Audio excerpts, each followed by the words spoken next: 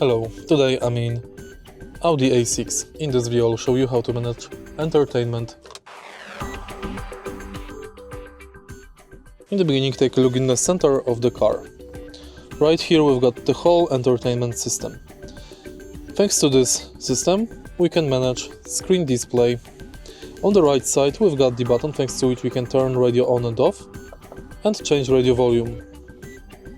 Next, we can select radio, media, navigation, information, car, setup and telephone menu. Use this knob with these 4 buttons to navigate through current menu. Use return or skip to also navigate. For example, let's go to radio. As you can see, on each menu we've got these 4 corners. We can select by pressing these 4 buttons. Twist the knob in the center to navigate through it. And that's basically it. If you find this video helpful, please leave like, comment and subscribe.